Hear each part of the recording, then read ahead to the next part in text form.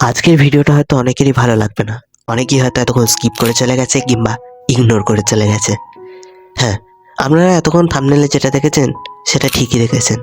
আমি খারাপ হওয়ার কথাই বলবো। আর যখন আপনি ভিডিওটা দেখছেন তখন 2024 সালের জানুয়ারির সদ্য হয়তো। আর আমি কথা বলবো 2024 সালের ডিসেম্বর অবধি আপনি কিভাবে খারাপ হবেন। হ্যাঁ, আমি কথা বলবো খারাপ হওয়া নিয়ে। ঠিকই শুনেছেন, কিভাবে আপনি খারাপ হবেন। খারাপ হতে শেখো, কিভাবে খারাপ হবে সেটা নিয়ে আজকের ভিডিও। তো আমি কখনোই তোমাকে মারামারি করে খারাপ হওয়ার কথা বলছি না। আমি তোমাকে দুটো মানুষকে মিথ্যে কথা বলে খারাপ হওয়ার কথা বলছি না। আমি খারাপ হতে বলছি যদি তুমি রাত 1টা কিংবা 2টো অবধি পড়াশোনা করার পর সকাল 10টা অবধি ঘুম থেকে না ওঠো, দিয়ে যদি আত্মীয় স্বজন কিংবা পাড়ার প্রতিবেশীদের কাছে তুমি খারাপ হও, তাহলে সেই খারাপ হতে বলছি।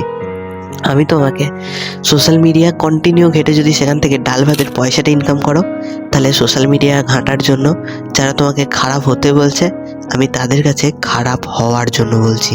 হ্যাঁ, আমি সেই সব মানুষদের কাছেই তোমাকে খারাপ হতে বলছি। তুমি খারাপ হও বাবা মায়ের কাছে, কারণ তোমার বাবা মা কখনোই তোমাকে বলবে না যে একটা সরকারি চাকরি ছেড়ে অন্য কিছু করো। তাই নিজের জেদটাকে ঠিক রেখে নিজের লক্ষ্যটাকে ঠিক রাখো।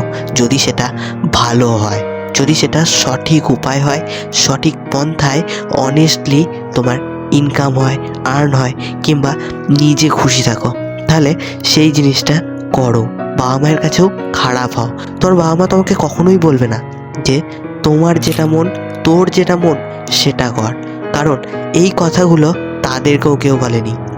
তোমার বাবা মা তোমাকে কখনোই বলবে না চাকরি না করে চাকরি দেওয়ার ব্যবস্থা কর, কারণ তোমার বাবা মার প্রতি ওই বিশ্বাসটা তোমার প্রতিই নেই।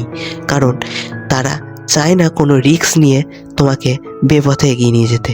কিন্তু বস, কিছু তো করতে গেলে, কিছু সফলতা পেতে গেলে বেপথে তো যেতেই হয়। কারণ সবাই যেদিকে যায় সেদিকে তুমি গেলে হবে না। কারণ বনের মধ্যে যে গাছটা সব থেকে বেশি লম্বা সেই গাছটাকেই কাটা হয়। তাই একটু বেঁকা হয়ে ওপরে ওঠো।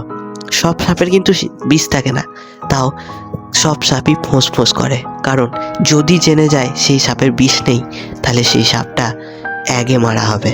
তাই তুমিও চুপ থাকো এবং চুপ থেকেই নিজের কাজের মাধ্যমে জবাব দিতে শেখো। কেউ যদি তোমাকে দুটো কথা শোনায়, তাকে জবাবটা একটা দাও, আর একটা জবাব তোমার কাজের মাধ্যমে দিয়ে তাকে দেখাও।